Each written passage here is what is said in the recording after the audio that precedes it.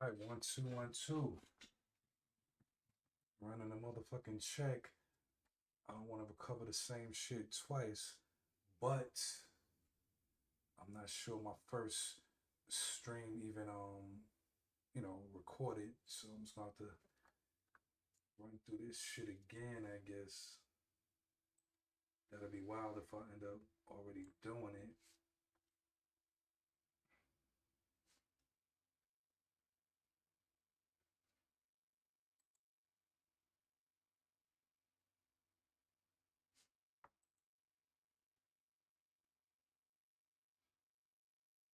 Okay, all right, cool. Fuck it. Here we go. So today we're gonna be touching on New York sundown towns, right? So from a high level, there's different structures of how the sundown town model has been implemented. It's totally different on the West Coast from how it's been implemented in the heartland of America, Mississippi, Louisiana, Alabama, all that shit, to how it was implemented in the Midwest versus up north. You get what I'm saying? There's different models, right? So for New York State, the racial exclusion architecture is layered, sophisticated, and frequently misread as progressive because of the state's liberal political reputation. The dominant enforcement style in New York is institutional rather than vigilante. So I ain't gonna get too deep into the all of that. We're gonna just jump right on into it. So there has been phases of Klan activity. So we're just gonna kind of hit through those real quick. Phase one, which was the 1920s, the second Ku Klux Klan built an unprecedented organizational infrastructure across Long Island and upstate New York. Some local historians estimate that in the mid 20s, over 20,000 Long Island residents were Klan members, including Freeport Chief of Police and three Suffolk County Republican Party chairmen. So, yeah, this wasn't no fringe activity. This was mainstream behavior of whites in Long Island at that time. Jump into phase two from 1947 to 1968, now entering into, the civil rights era from end of World War II to there. It said that suburban development became the primary mechanism for racial exclusion. Levittown, following Levittown's model of mass produced homes, FHA backing, and racially restrictive covenants, this became the nationwide template. And then even before the first houses were sold in Levittown, sales agents were aware that no applications from non-white families, including black, Asian, and Jewish ones, would be accepted. And the developer exclusion was backed by federal policy. The FHA only insured mortgages in racially homogeneous developments, basically all white communities. Phase three from 1968 to the present, after the Fair Housing Act outlawed explicit exclusion, New York municipalities shifted to exclusionary zoning, school district fragmentation, and other, sophisticated methods. All right, so yeah, we're just gonna go on ahead and jump right on into the first one. Massapequa, a tier two sundown town. So located in the southern Nassau County, pretty much damn near the border of Nassau and Suffolk County, Massapequa developed primarily in the 1950s, 60s during the mass suburban build-out of Long Island. The broader Nassau County region was saturated with KKK activity in the 1920s with claverns. If you don't know what a clavern is basically kind of like a lodge or whatever you want to call it, and witchcraft, a coven, whatever the fuck you, it's a group, a gathering, you know what I'm saying? A unit, a local headquarters type situation. So they were heavily documented in Massapequa. Massapequa's demographics are approximately 94%. They 94% as of the recent census data. So there's really not no real black presence there. That's what I'm getting at. Nassau County was broadly identified as having multiple claverings in the 20s, but I ain't gonna touch on the other towns that they mentioned there because those towns will be mentioned further down. Mechanisms of control were housing barriers and developer era restrictive covenants. No blacks allowed, or no coloreds allowed, however you want to flip it. Tomato, tomato. School district fragmentation, reputational deterrence, policing patterns, all of those things are going to be for most of these that we cover. So due to all of that factored in with the KKK infrastructure, this is classified as a tier 2 functional sundown town.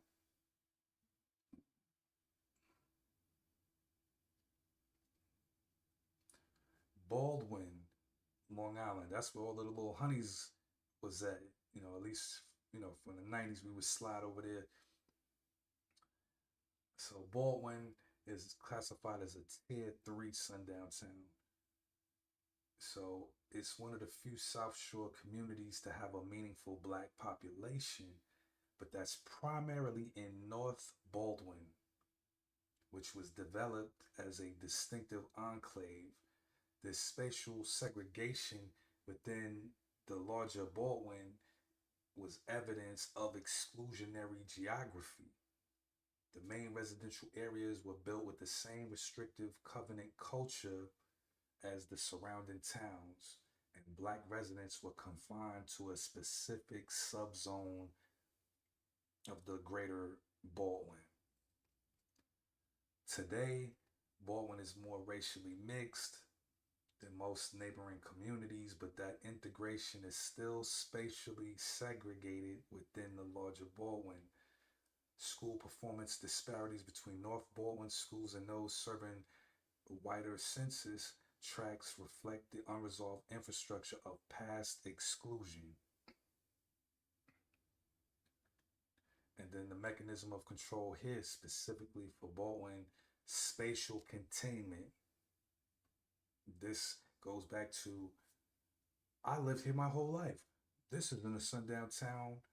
They contained you niggas to one part of the town that's still a sundown town.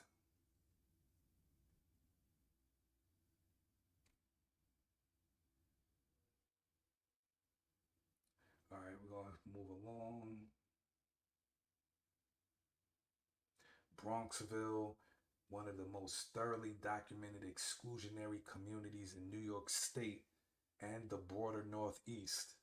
The village operated as an explicitly racially and religiously restrictive enclave for most of the 20th century. No black residents were permitted, and Jewish residents were also excluded by restrictive covenants enforced by the Bronxville Property Owners Association. Bronxville remains approximately 95% white today, despite Westchester County location in a diverse metro area. The village's demographic composition has changed minimally since the civil rights era. Its median home values consistently rank among the highest in New York State, and single family zoning prevents any affordable housing development. All right, so you get it. You get it. Medium home prices exceed 2 million. So there's price barriers. Besides that, restrictive covenants, single family zoning. reputational exclusion. They got all of the slick trickery to keep your ass out. It's a sundown town. Belterry.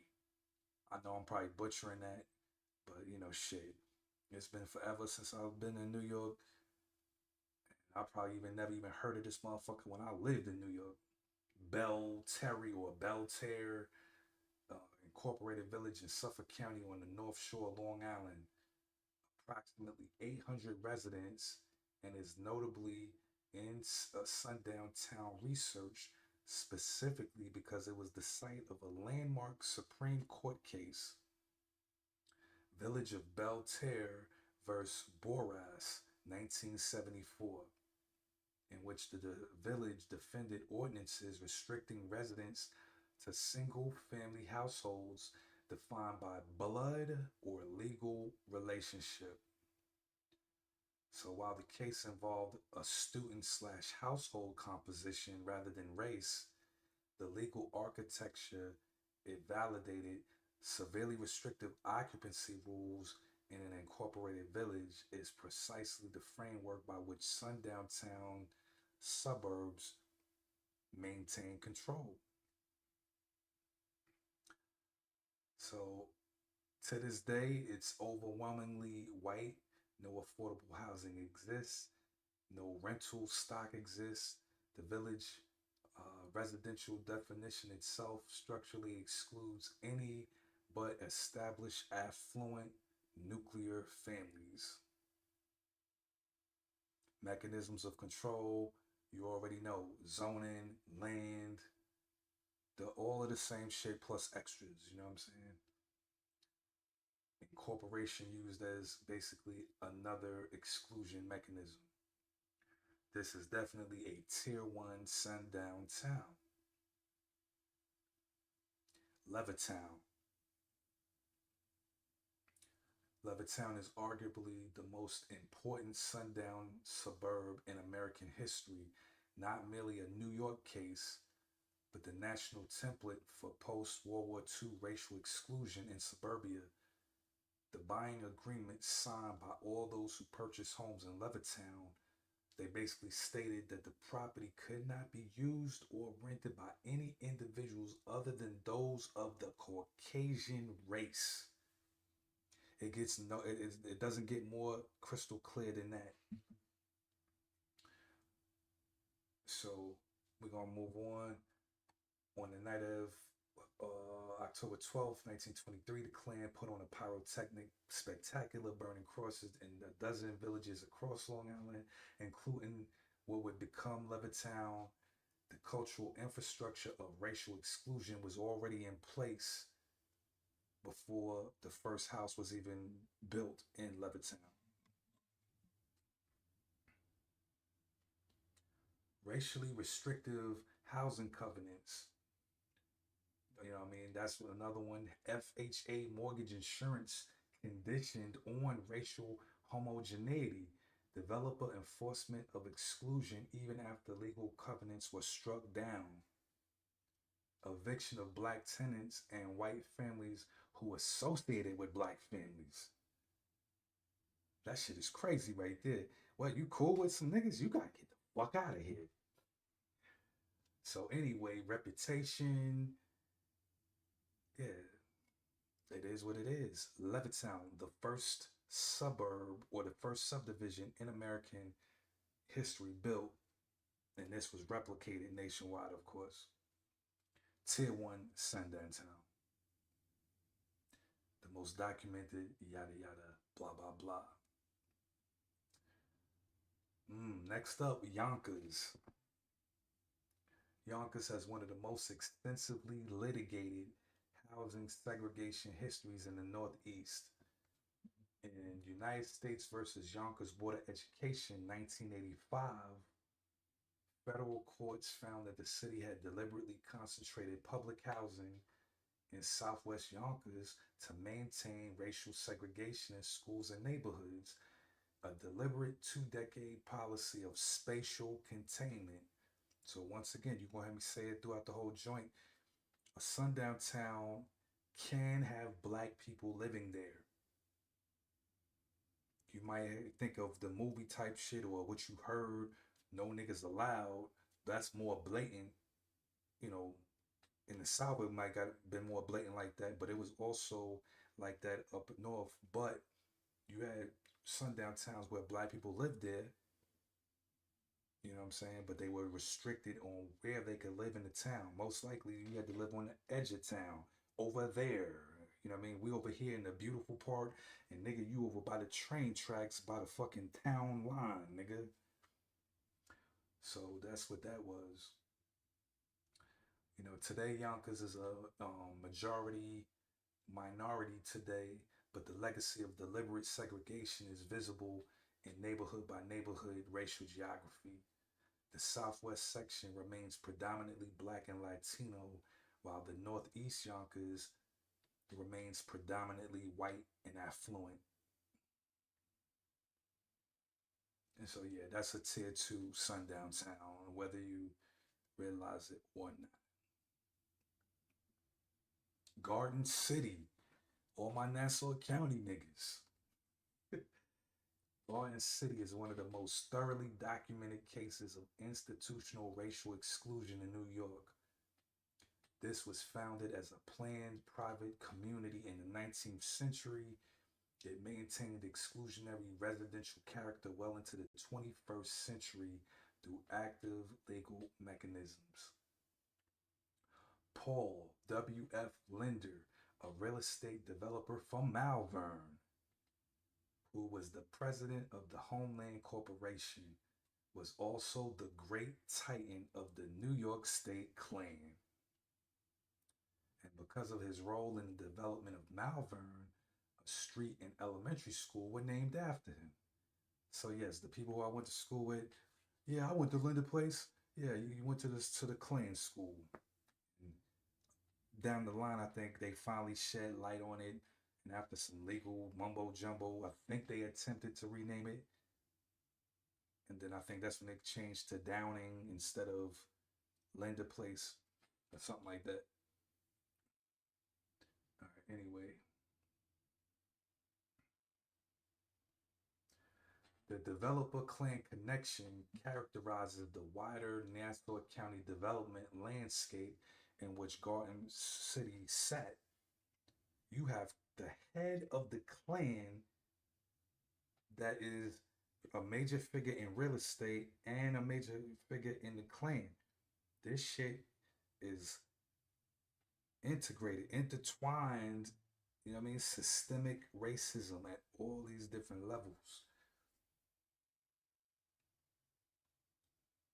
Garden City, and as of today, even from what they're saying, is 95% white. No meaningful black um, population, no meaningful affordable housing exists. The school district is one of the most resource rich and racially homogeneous on Long Island. Mechanisms of a control for this: intentional exclusionary zoning, which is federally adjudicated, economic barriers, reputation, school district, historical burnt crosses. It's a sundown town, a tier one. Floral Park, next up on the list. This is a tier two sundown town. So, historical context: this was incorporated on the Nassau Queens border, located in the heart of a post World War II suburban build out zone with a Covenant era residential stock. The New York Klanswomen in March of 1929 lists multiple Long Island communities that organized Klan rallies. Floral Park sits within the Nassau County zone of documented Klan activity. Same mechanisms of control here. Pretty much, it is what it is. Moving on to the next one on the list.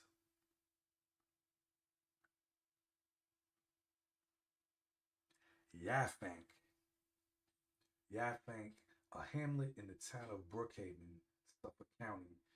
This has one of the most documented and specific sundown town histories in the Northeast.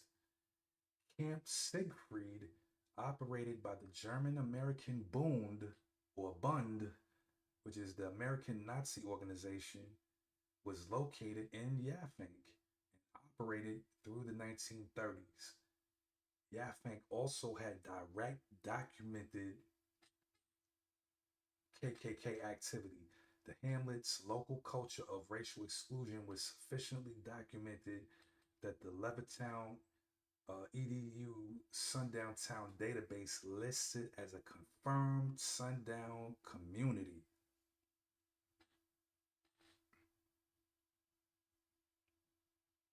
Yafink is still to this day overwhelmingly white, still associated with the legacy of Camp Siegfried.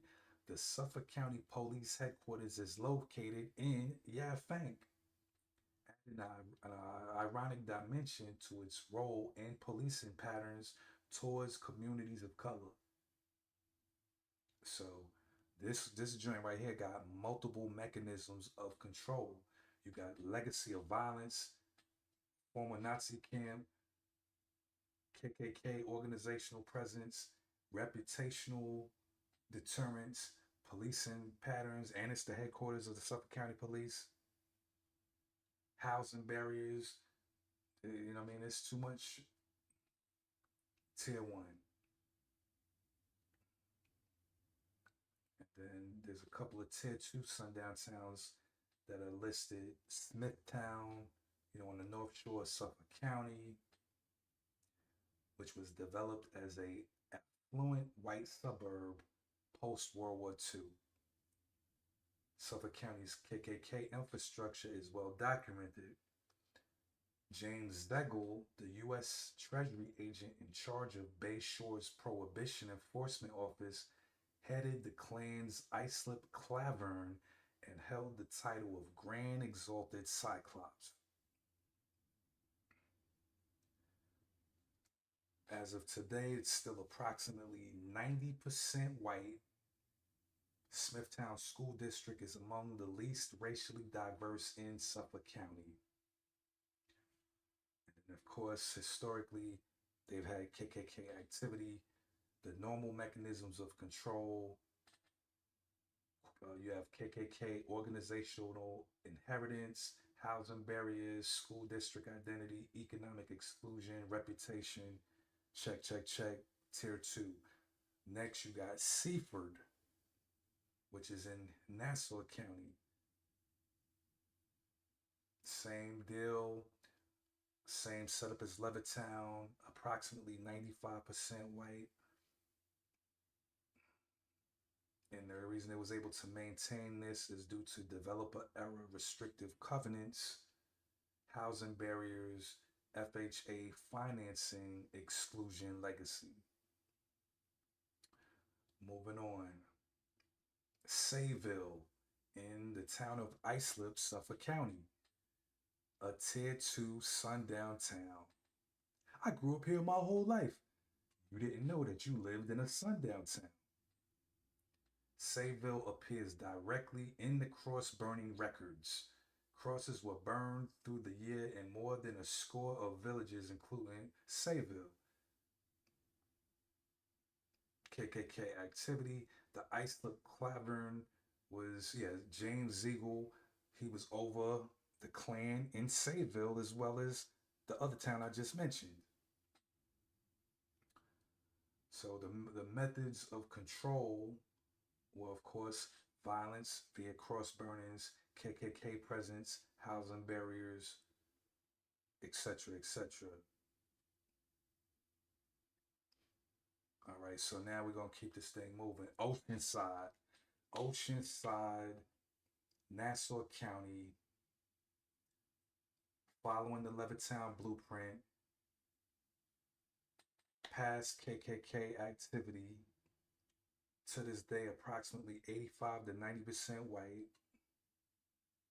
Mechanisms of control, developer error, exclusion inheritance, housing barriers, the same story. New York was just suave and slick and how they did they sundown town bullshit. A tier two sundown town. Now we're gonna hit you with something that's kind of like the opposite of a sundown town. North Amityville. This is a tier four on the ranking of full fledged sundown town to some shit that's just basic segregation. The historical context here is that North Amityville is of note because on Long Island it was a predominantly black community. It was developed as a Negro removal destination. When black families were pushed out of other areas of Long Island, they were sent to North Amityville.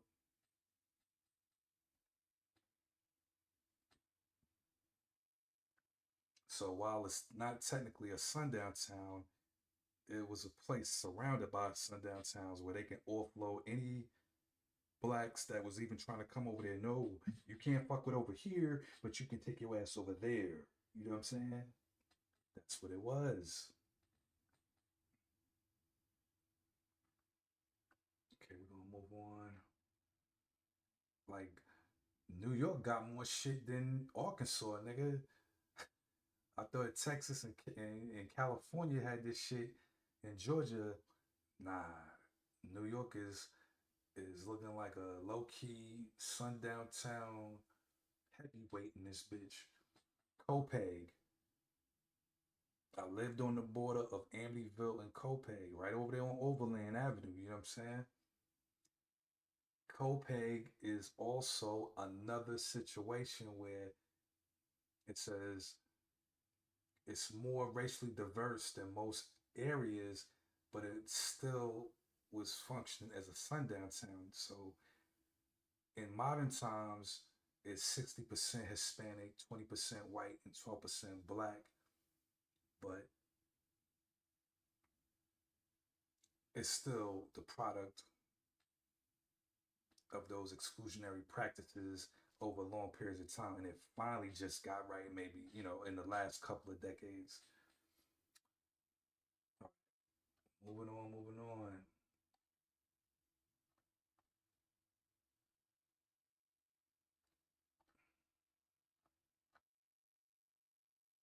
There's hella motherfucking shit here.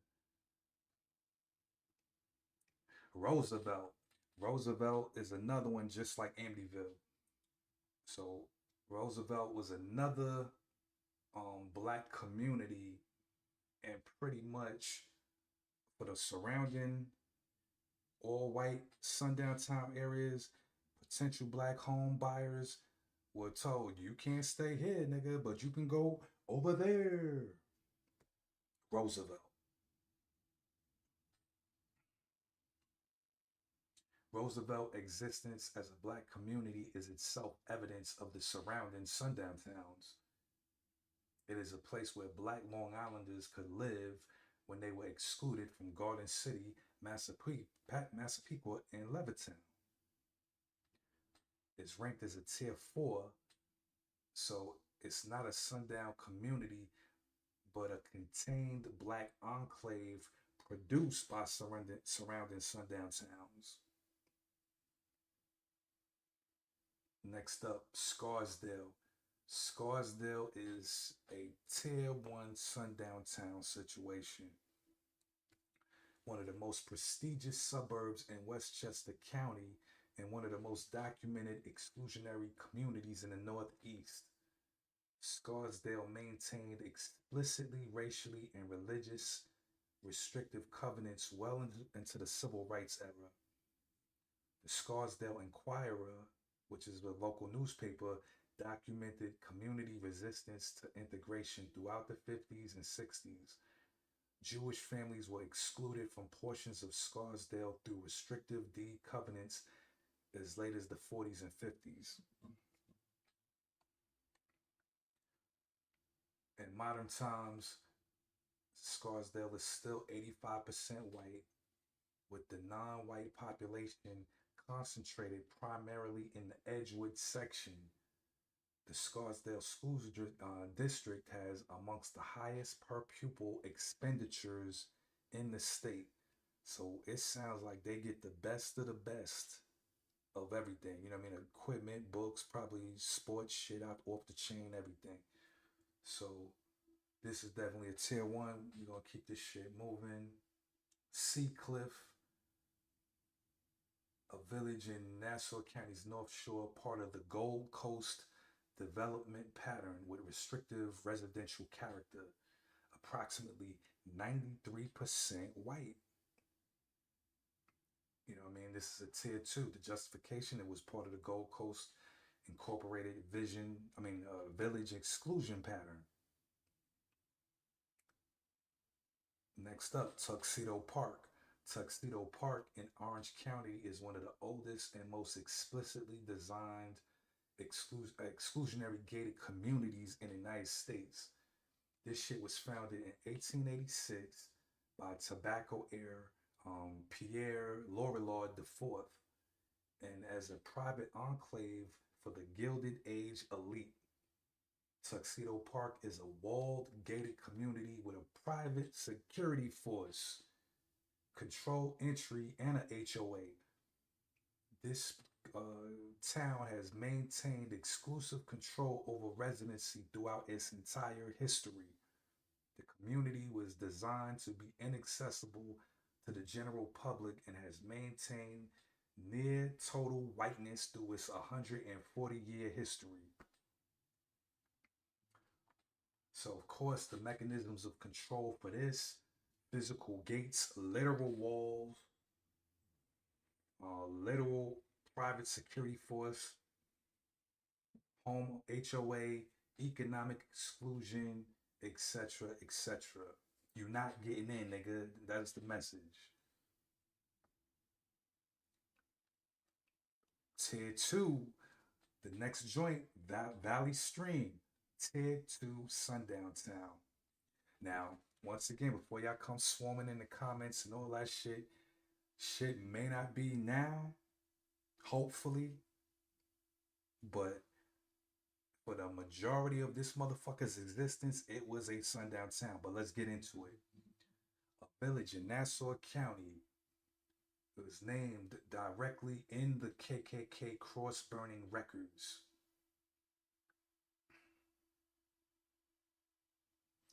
Valley Stream today is actually more racially diverse than it was. The village is approximately 50% white, 20% black, 20% Hispanic, with significant demographic shift since the 1990s. So going back then, it was more white than it is now. Mechanisms of control, historical KKK infrastructure, demographic shift indicates that the exclusionary mechanisms eventually broke down as that area became more accessible to Queens adjacent populations. But either way, there you have it.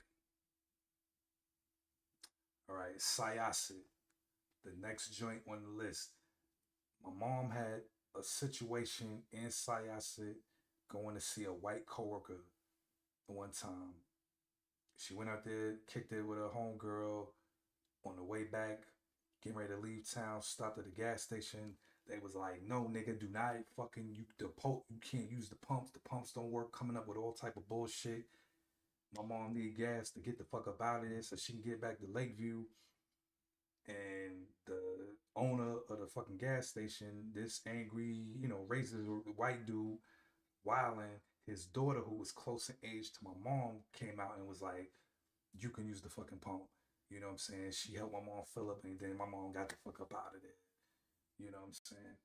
But anyway, this is a hamlet in Nassau County on the North Shore, part of the whole Levittown cookie cutter template. So as of modern times, it's approximately 75% white with a significant Asian population. I believe they make up about 18%.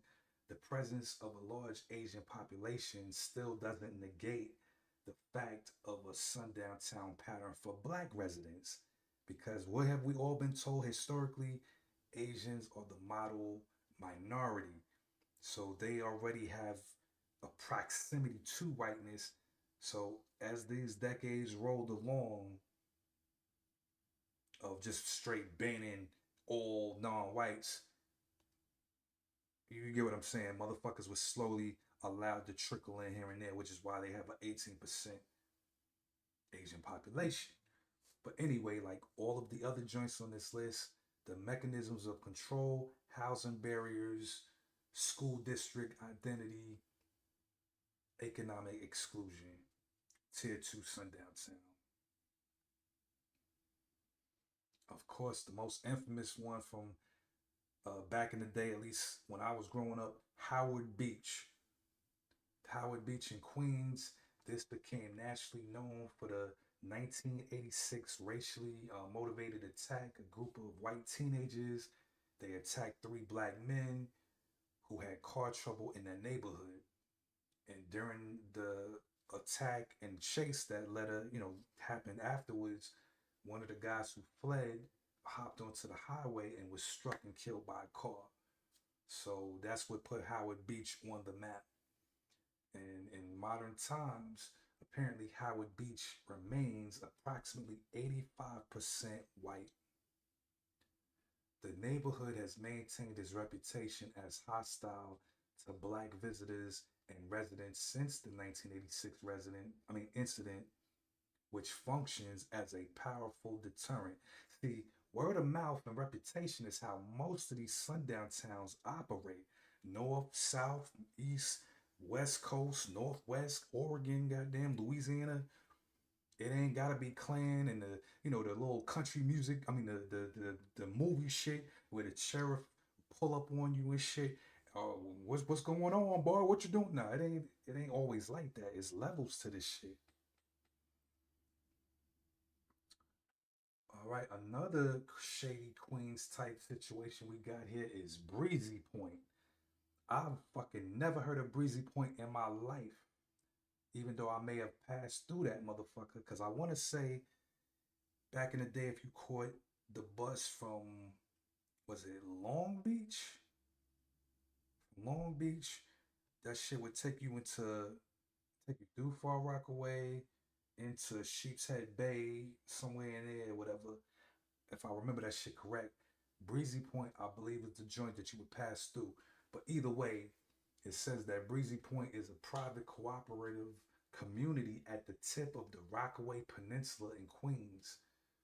So this unique case, it's a cooperative with approximately 4,400 homes that controls its own membership process and has maintained a near 100% white demographic throughout its history. And then they goddamn double and triple down this community to this day is still 98 to 99% white, one of the whitest significant size communities in New York City. And most of those families are composed of NYPD and firefighter families. You know what I'm saying? So you see how all that shit is coming together, covering this shit. We talking about racist real estate people, racist sundown towns composed of mostly racist NYPD police, firefighters, not to take away from what they do of saving some lives, but taking black lives every fucking now and then. It is what it is. This is where they at.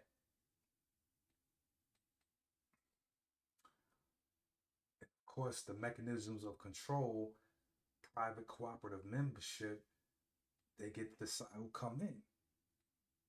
Besides that, you got, of course, the heavy NYPD presence. No nigga in their right mind trying to slide over there and live over there and got to deal with that bullshit every day. Is your neighbors the same niggas harassing niggas on the fuck out of here? So there's multiple mechanisms of keeping niggas out. This is definitely a tier one fucking sundown town. All right. So boom. Now we're covering Five Towns area. Five Towns ties into a personal situation that I had experienced, and some of my people on Facebook that I went to high school with, they know because we was out there to see one of our white homeboys or whatever. He actually came out to Lakeview, scooped us. We slid out there, had a good time. Got a little rowdy, whatever, whatever. Next thing you know, police pull up. From what I remember correctly, they touched up the white boy a little bit, seasoned his ribs, and then took his car keys, threw them shits into the woods somewhere because it was nighttime when we was out there. Told him do not bring no more niggas out here. And then on top of that, them motherfuckers drove at 1 mile per hour, nigga, and had us march towards the town exit. Now, Five Towns clearly is composed of several little joints. I don't remember crystal clear which one that we were in. It might have been Cedarhurst or it could have been Lawrence, but it was one of the motherfuckers. So, for the historical context, the Five Towns is composed of Lawrence, Cedarhurst, Hewlett, Woodmere, and Inwood. And it's crazy because I believe my mom might have been born in Inwood at a hospital. But anyway, this was a group of communities on the South Shore of Nassau County that developed as explicit Jewish white communities after they were excluded from other Anglo-Saxon communities. You know what I mean? So like, there's levels to this shit. You know what I mean? When people talk about, we in a post-racial society, man, fuck out of here, nigga. All that shit is generational, built into this whole thing we know as America. The Anglo-Saxons said nobody can come into our shit. Fuck you, fuck you, fuck you. As you see here, documented by Five Towns, the Jewish community that were excluded from the Anglo-Saxon community built their own community, and then they in turn would practice what was done to them by saying fuck you, fuck you, fuck you, you can't come in. So basically, in a nutshell, they did the same thing. And of course, Five Towns maintains a near zero black residential presence despite having a substantial South Asian population in Inwood, and then a Latino shit going on over there too. So Lawrence School District has a notable demographic divide between the wealthier, predominantly white Jewish sections in the Inwood Far Rockaway area. So how they kept this shit mostly like it is, the same playbook. Housing price barriers, school district identity, community social network, and reputational signals. We're not saying you can't stay here, but you really don't want to stay here.